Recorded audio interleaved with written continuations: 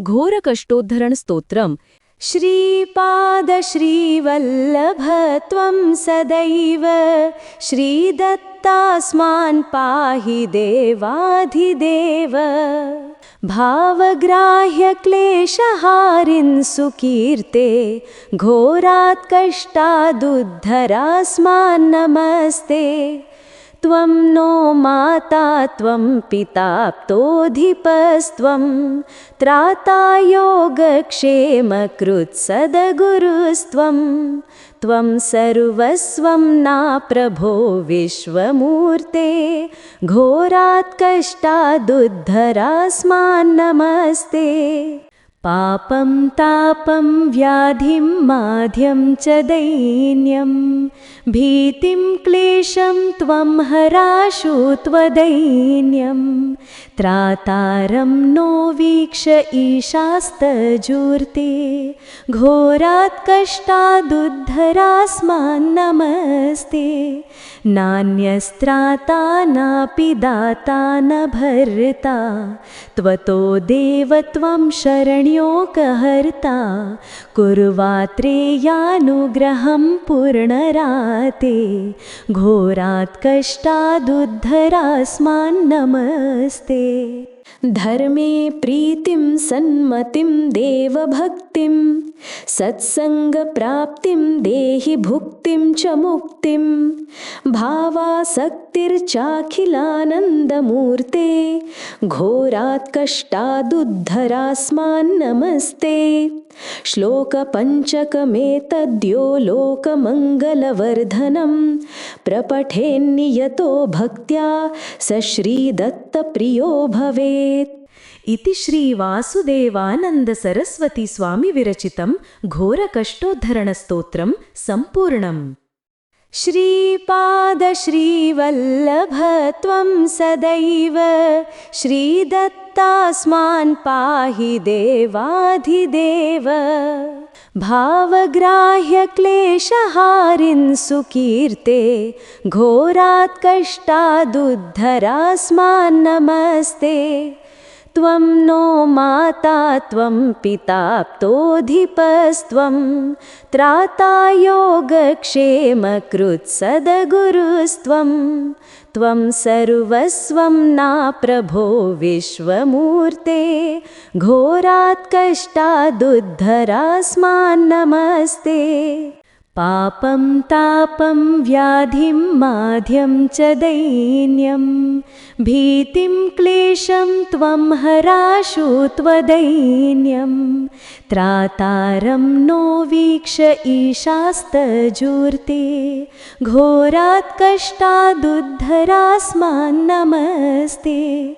नान्यस्त्राता नापि दाता न भर्ता त्वतो देव त्वं शरण्योकहर्ता।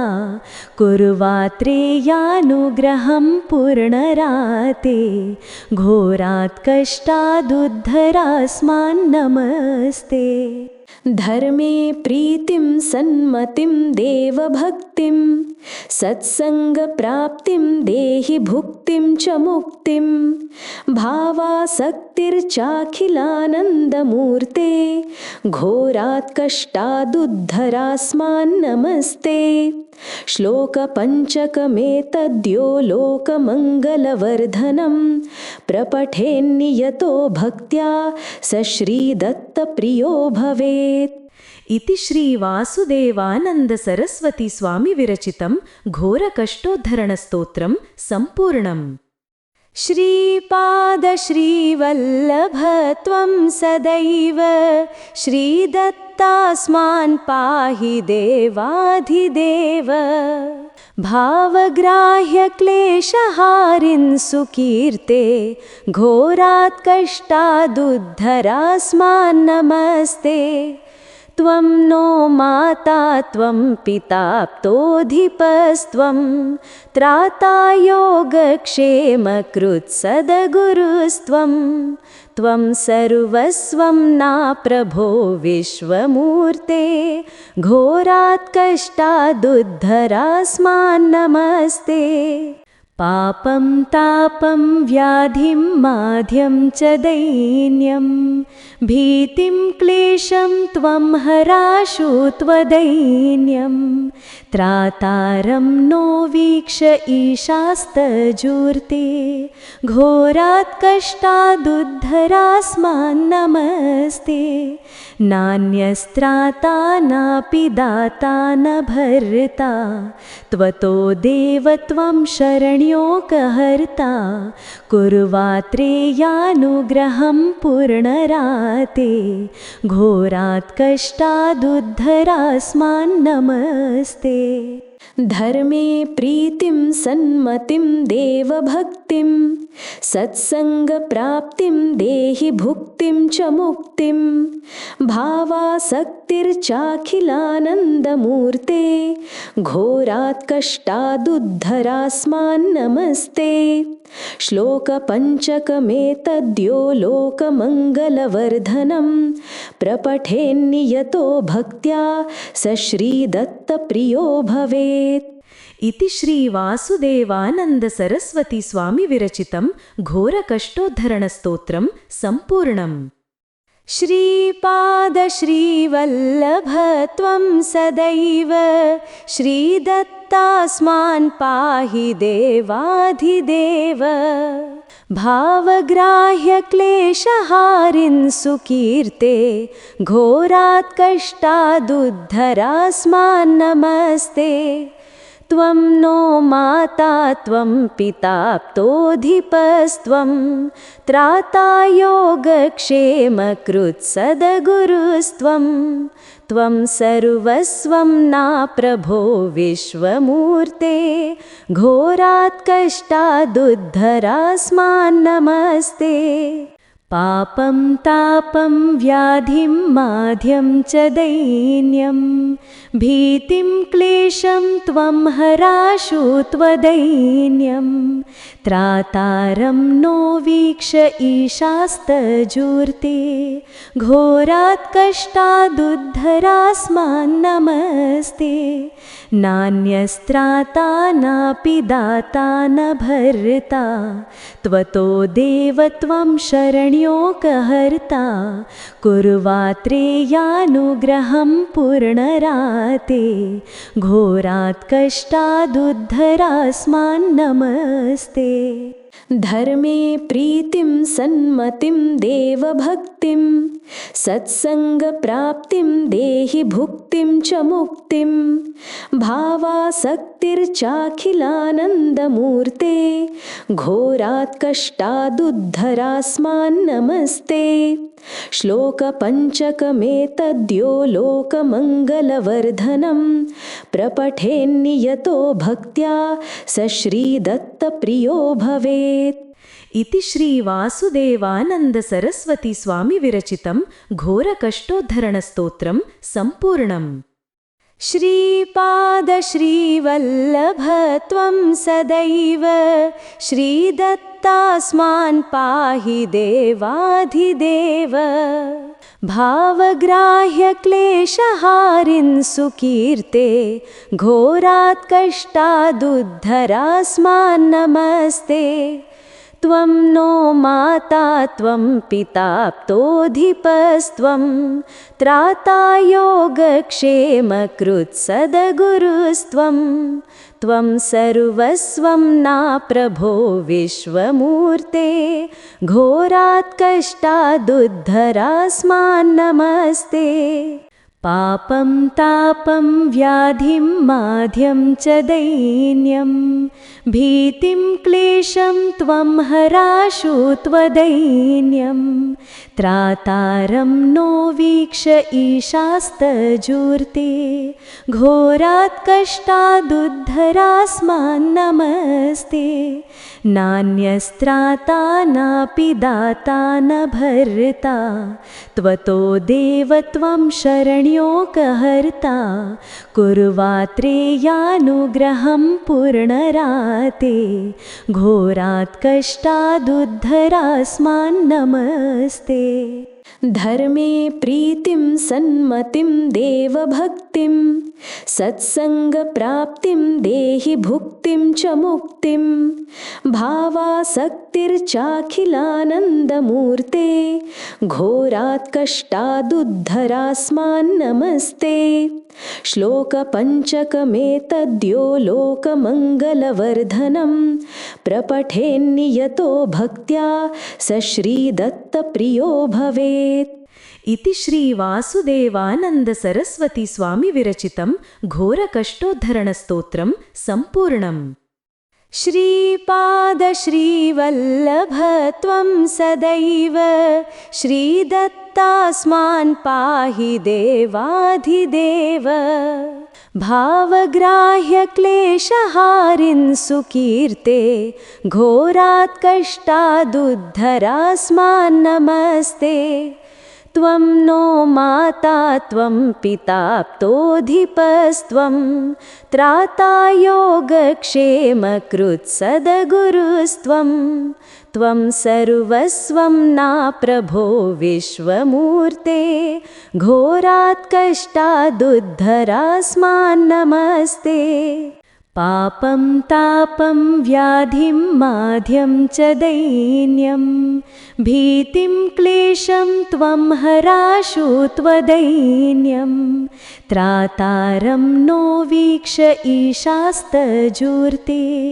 घोरात् कष्टादुद्धरास्मान् नमस्ते नान्यस्त्राता नापि दाता न भर्ता त्वतो देव त्वं शरण्योकहर्ता कुर्वात्रेयानुग्रहं पूर्णराते घोरात् कष्टादुद्धरास्मान् नमस्ते धर्मे प्रीतिं सन्मतिं देवभक्तिं सत्सङ्गप्राप्तिं देहि भुक्तिं च मुक्तिं भावासक्तिर्चाखिलानन्दमूर्ते घोरात् कष्टादुद्धरास्मान् नमस्ते श्लोकपञ्चकमेतद्यो लोकमङ्गलवर्धनं प्रपठेन्नियतो भक्त्या स श्रीदत्तप्रियो भवेत्। इति श्रीवासुदेवानन्द सरस्वती स्वामी विरचितं घोरकष्टोद्धरणस्तोत्रं सम्पूर्णम्। श्रीपाद श्रीवल्लभ त्वं सदैव श्रीदत्तास्मान् पाहि देवाधिदेव भावग्राह्य क्लेशहारिन् सुकीर्ते घोरात् कष्टादुद्धरास्मान् नमस्ते त्वं नो माता त्वं पिताप्तोऽधिपस्त्वं त्राता योगक्षेमकृत्सद्गुरुस्त्वं त्वं सर्वस्वं ना प्रभो विश्वमूर्ते घोरात् कष्टादुद्धरास्मान् नमस्ते पापं तापं व्याधिं माध्यं च दैन्यं भीतिं क्लेशं त्वं हराशु त्वदैन्यं त्रातारं नो वीक्ष ईशास्तजूर्ते घोरात् कष्टादुद्धरास्मान् नमस्ते नान्यस्त्राता नापि दाता न भर्ता त्वतो देव त्वं शरण्योकहर्ता कुर्वात्रेयानुग्रहं पूर्णराते घोरात् कष्टादुद्धरास्मान् नमस्ते धर्मे प्रीतिं सन्मतिं देवभक्तिं सत्सङ्गप्राप्तिं देहि भुक्तिं च मुक्तिं भावासक्तिर्चाखिलानन्दमूर्ते घोरात् कष्टादुद्धरास्मान् नमस्ते श्लोकपञ्चकमेतद्यो लोकमङ्गलवर्धनं प्रपठेन्नियतो भक्त्या स श्रीदत्तप्रियो भवेत्। इति श्रीवासुदेवानन्द सरस्वती स्वामी विरचितं घोरकष्टोद्धरणस्तोत्रं सम्पूर्णम्। श्रीपाद श्रीवल्लभ त्वं सदैव श्रीदत्तास्मान् पाहि देवाधिदेव भावग्राह्यक्लेशहारिन् सुकीर्ते घोरात् कष्टादुद्धरास्मान्नमस्ते त्वं नो माता त्वं पिताप्तोऽधिपस्त्वं त्राता योगक्षेमकृत्सद्गुरुस्त्वं त्वं सर्वस्वं ना प्रभो विश्वमूर्ते घोरात् कष्टादुद्धरास्मान्नमस्ते पापं तापं व्याधिं माध्यं च दैन्यं भीतिं क्लेशं त्वं हराशु त्वदैन्यं त्रातारं नो वीक्ष ईशास्तजूर्ते घोरात् कष्टादुद्धरास्मान्नमस्ते नान्यस्त्राता नापि दाता न भर्ता त्वतो देव त्वं शरण्योकहर्ता कुर्वात्रेयानुग्रहं पूर्णराते घोरात् कष्टादुद्धरास्मान्नमस्ते धर्मे प्रीतिं सन्मतिं देवभक्तिं सत्सङ्गप्राप्तिं देहि भुक्तिं च मुक्तिं भावासक्तिर्चाखिलानन्दमूर्ते घोरात् कष्टादुद्धरास्मान्नमस्ते श्लोकपञ्चकमेतद्यो लोकमङ्गलवर्धनं प्रपठेन्नियतो भक्त्या स श्रीदत्तप्रियो भवेत्। इति श्री वासुदेवानंद सरस्वती स्वामी विरचितं घोरकष्टोद्धरणस्तोत्रं सम्पूर्णम्।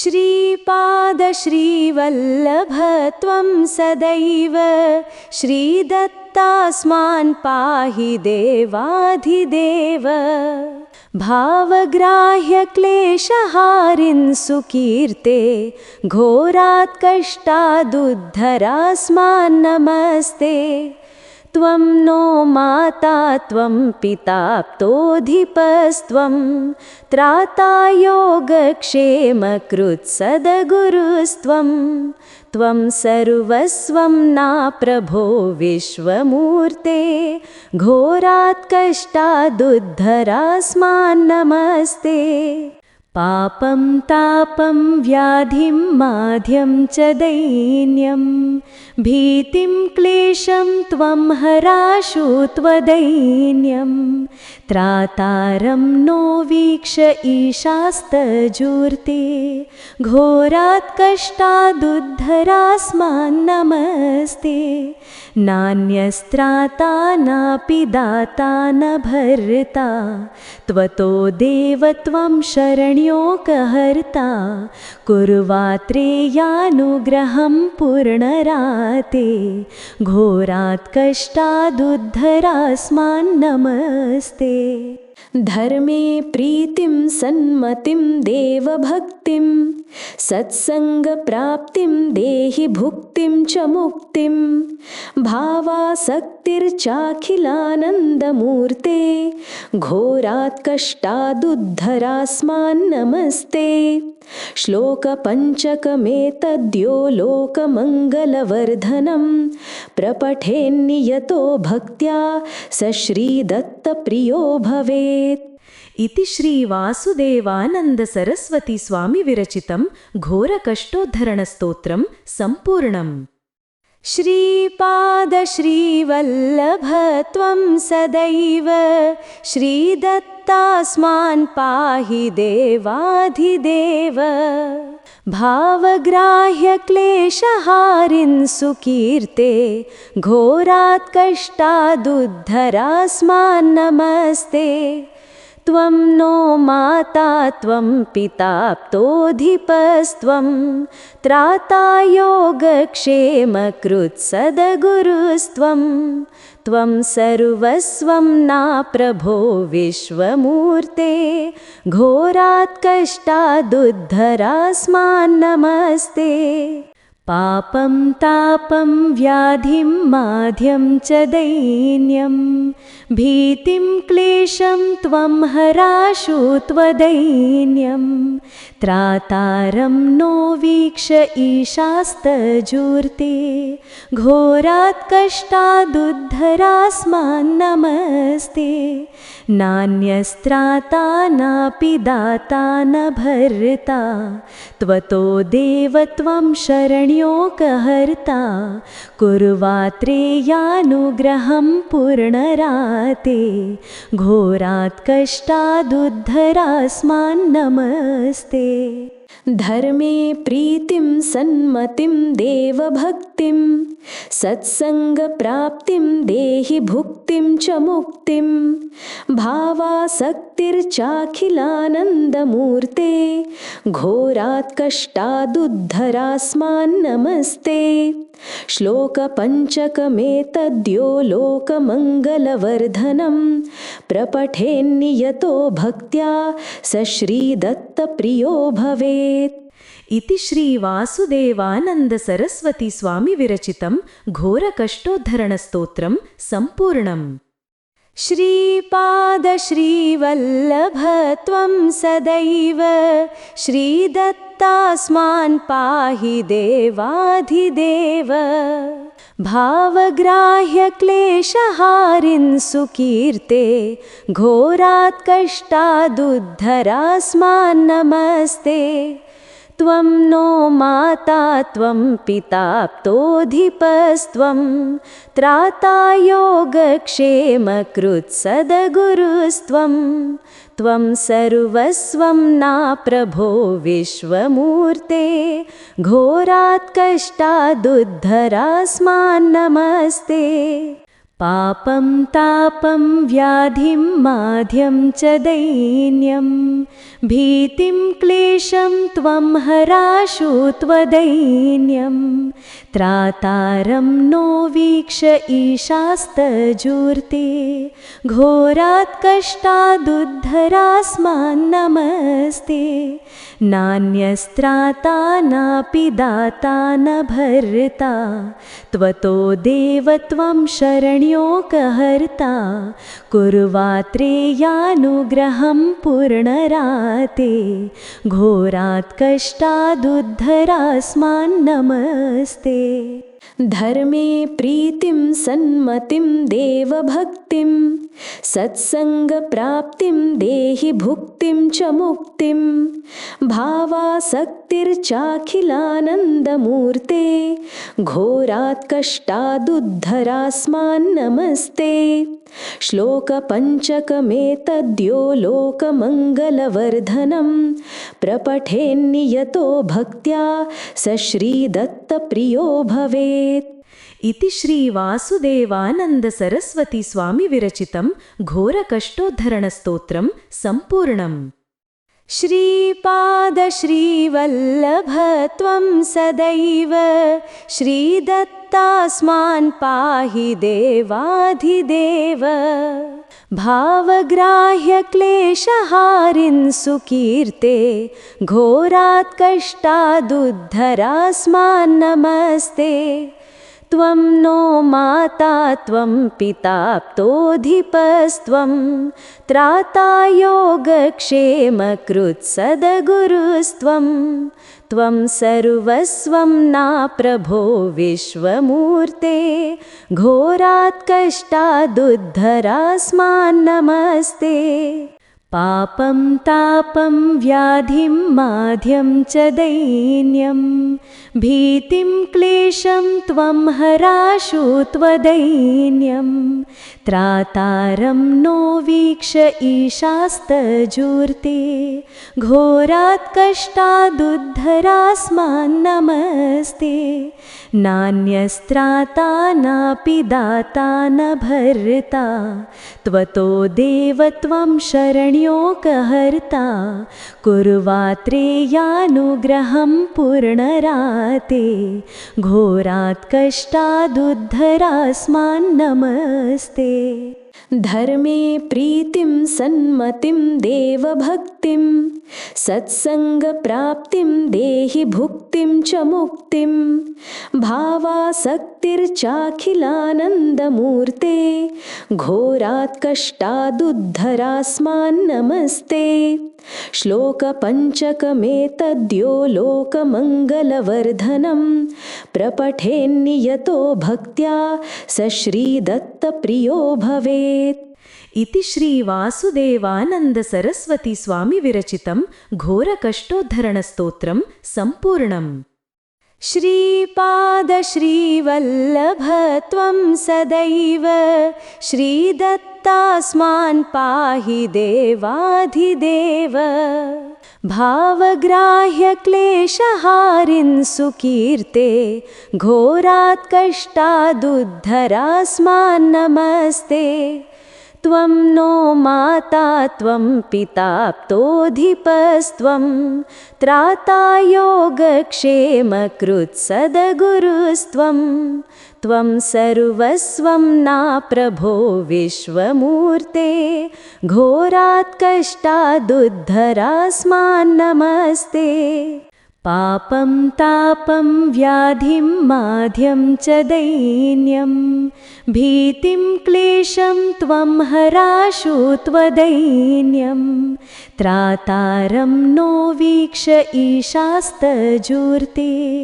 घोरात् कष्टादुद्धरास्मान् नमस्ते नान्यस्त्राता नापि दाता न भर्ता त्वतो देव त्वं शरण्योकहर्ता कुर्वात्रेयानुग्रहं पुनराते घोरात् कष्टादुद्धरास्मान् नमस्ते धर्मे प्रीतिं सन्मतिं देवभक्तिं सत्सङ्गप्राप्तिं देहि भुक्तिं च मुक्तिं भावासक्तिर्चाखिलानन्दमूर्ते घोरात् कष्टादुद्धरास्मान् नमस्ते श्लोकपञ्चकमेतद्यो लोकमङ्गलवर्धनं प्रपठेन्नियतो भक्त्या स श्रीदत्तप्रियो भवेत्।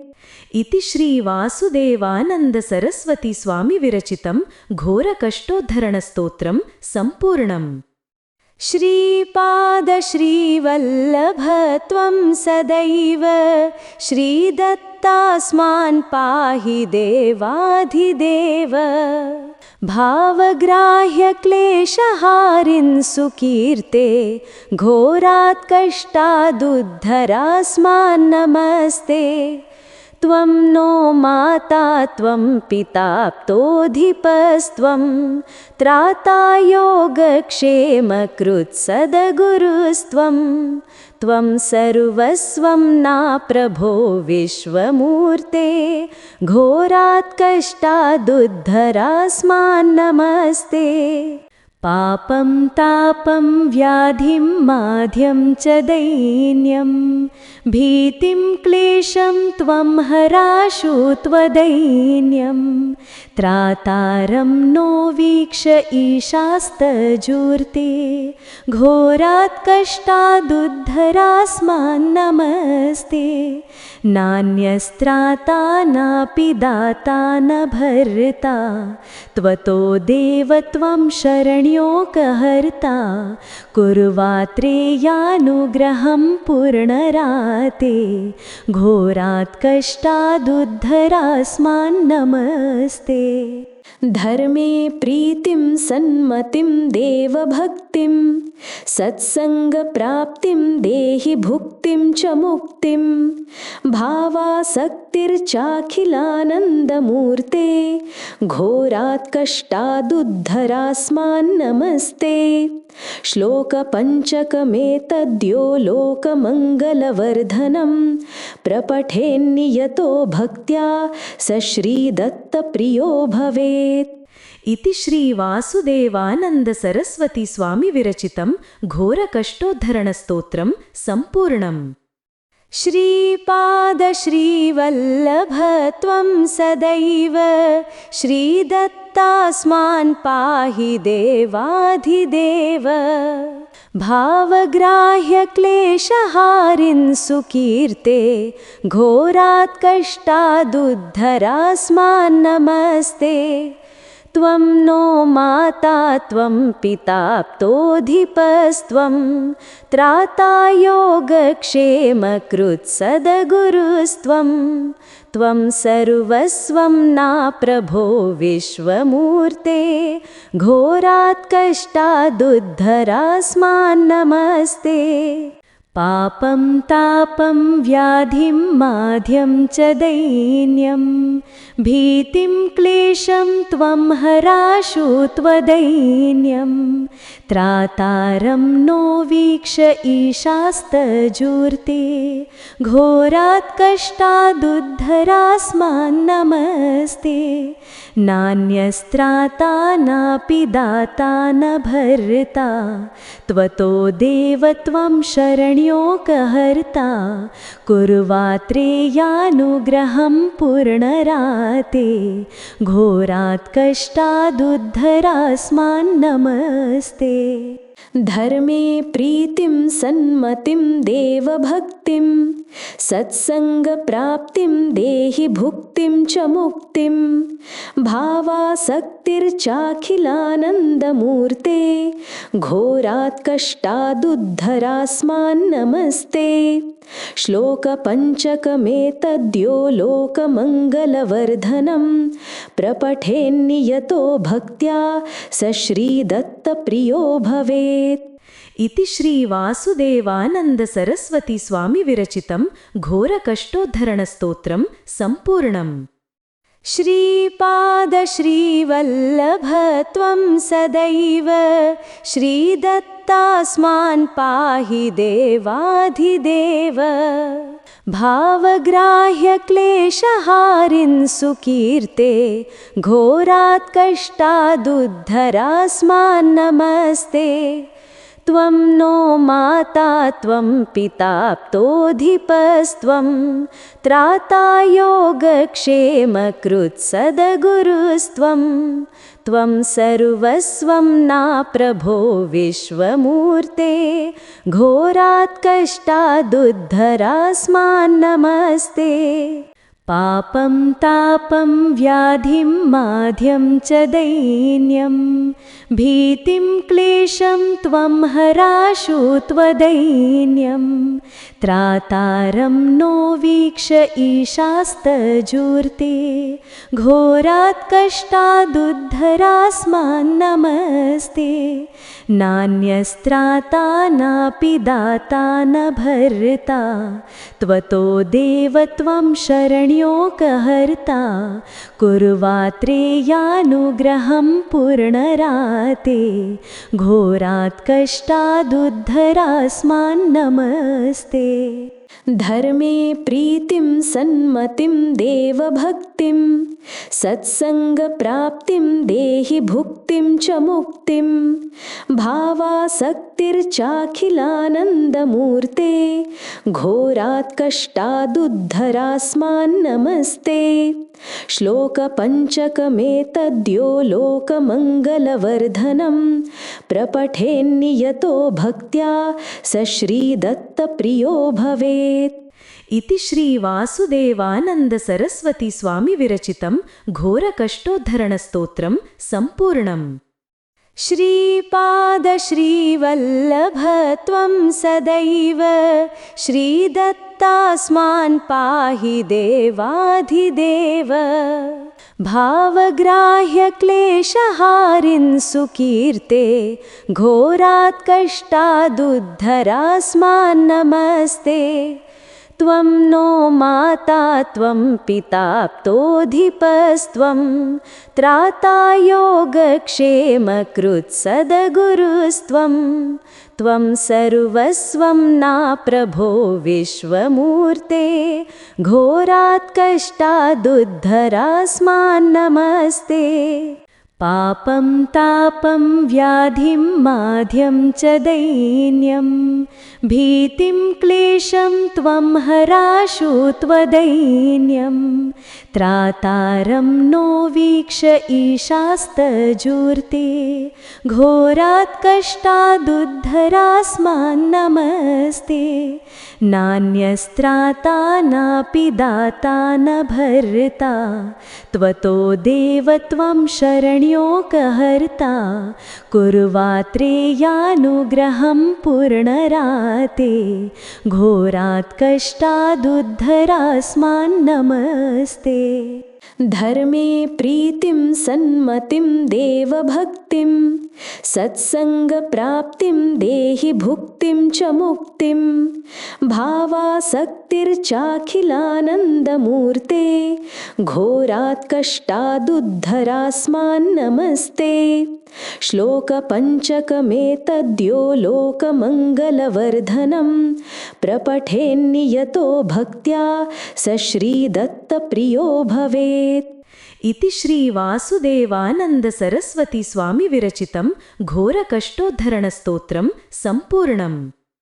श्रीपाद श्रीवल्लभ त्वं सदैव श्रीदत्तास्मान् पाहि देवाधिदेव भावग्राह्य क्लेशहारिन् सुकीर्ते घोरात् कष्टादुद्धरास्मान्नमस्ते त्वं नो माता त्वं पिताप्तोऽधिपस्त्वं त्राता योगक्षेमकृत्सद्गुरुस्त्वं त्वं सर्वस्वं नाप्रभो विश्वमूर्ते घोरात् कष्टादुद्धरास्मान्नमस्ते पापं तापं व्याधिं माध्यं च दैन्यं भीतिं क्लेशं त्वं हराशु त्वदैन्यं त्रातारं नो वीक्ष ईशास्तजूर्ते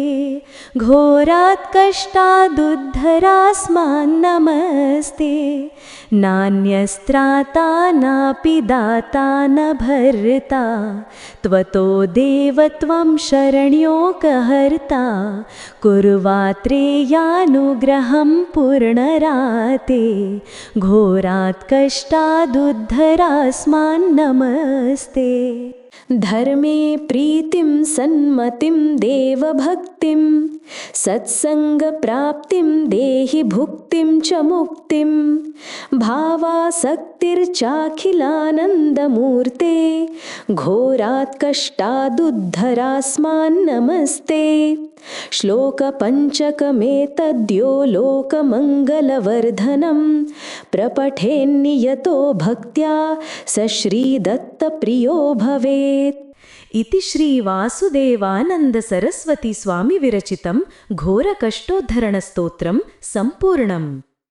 श्रीपाद श्रीवल्लभ त्वं सदैव श्रीदत्तास्मान् पाहि देवाधिदेव भावग्राह्य क्लेशहारिन् सुकीर्ते घोरात् कष्टादुद्धरास्मान्नमस्ते त्वं नो माता त्वं पिताप्तोऽधिपस्त्वं त्राता योगक्षेमकृत्सद्गुरुस्त्वं त्वं सर्वस्वं नाप्रभो विश्वमूर्ते घोरात् कष्टादुद्धरास्मान्नमस्ते पापं तापं व्याधिं माध्यं च दैन्यं भीतिं क्लेशं त्वं हराशु त्वदैन्यं त्रातारं नो वीक्ष ईशास्तजूर्ते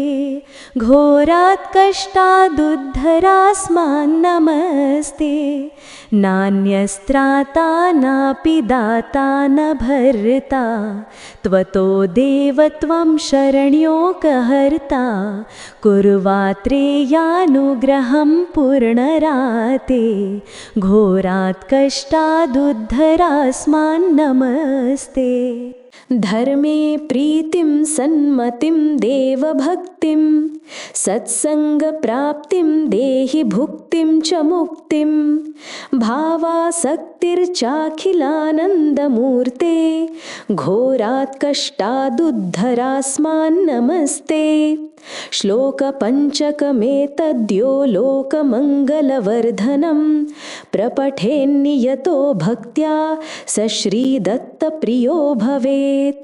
इति श्रीवासुदेवानन्द सरस्वती स्वामी विरचितं घोरकष्टोद्धरणस्तोत्रं सम्पूर्णम्। श्रीपाद श्रीवल्लभ त्वं सदैव श्रीदत्तास्मान् पाहि देवाधिदेव भावग्राह्यक्लेशहारिन् सुकीर्ते घोरात् कष्टादुद्धरास्मान् नमस्ते त्वं नो माता त्वं पिताप्तोऽधिपस्त्वं त्राता योगक्षेमकृत्सद्गुरुस्त्वं त्वं सर्वस्वं ना प्रभो विश्वमूर्ते घोरात् कष्टादुद्धरास्मान् नमस्ते पापं तापं व्याधिं माध्यं च दैन्यं भीतिं क्लेशं त्वं हराशु त्वदैन्यं त्रातारं नो वीक्ष ईशास्तजूर्ते घोरात् कष्टादुद्धरास्मान् नमस्ते नान्यस्त्राता नापि दाता न भर्ता त्वतो देव त्वं शरण्योकहर्ता कुर्वात्रेयानुग्रहं पूर्णराते घोरात् कष्टादुद्धरास्मान् नमस्ते धर्मे प्रीतिं सन्मतिं देवभक्तिं सत्सङ्गप्राप्तिं देहि भुक्तिं च मुक्तिं भावासक्तिर्चाखिलानन्दमूर्ते घोरात् कष्टादुद्धरास्मान् नमस्ते श्लोकपञ्चकमेतद्यो लोकमङ्गलवर्धनं प्रपठेन्नियतो भक्त्या स श्रीदत्तप्रियो भवेत्। इति श्रीवासुदेवानन्द सरस्वती स्वामी विरचितं घोरकष्टोद्धरणस्तोत्रं सम्पूर्णम्। श्रीपाद श्रीवल्लभ त्वं सदैव श्रीदत्तास्मान् पाहि देवाधिदेव भावग्राह्यक्लेशहारिन् सुकीर्ते घोरात् कष्टादुद्धरास्मान् नमस्ते त्वं नो माता त्वं पिताप्तोऽधिपस्त्वं त्राता योगक्षेमकृत्सद्गुरुस्त्वं त्वं सर्वस्वं ना प्रभो विश्वमूर्ते घोरात् कष्टादुद्धरास्मान् नमस्ते पापं तापं व्याधिं माध्यं च दैन्यं भीतिं क्लेशं त्वं हराशु त्वदैन्यं त्रातारं नो वीक्ष ईशास्तजूर्ते घोरात् कष्टादुद्धरास्मान् नमस्ते नान्यस्त्राता नापि दाता न भर्ता त्वतो देव त्वं शरण्योकहर्ता कुर्वात्रेयानुग्रहं पूर्णराते घोरात् कष्टादुद्धरास्मान् नमस्ते धर्मे प्रीतिं सन्मतिं देवभक्तिं सत्सङ्गप्राप्तिं देहि भुक्तिं च मुक्तिं भावासक्तिर्चाखिलानन्दमूर्ते घोरात् कष्टादुद्धरास्मान् नमस्ते श्लोकपञ्चकमेतद्यो लोकमङ्गलवर्धनं प्रपठेन्नियतो भक्त्या स श्रीदत्तप्रियो भवेत्। इति श्रीवासुदेवानन्द सरस्वती स्वामी विरचितं घोरकष्टोद्धरणस्तोत्रं सम्पूर्णम्।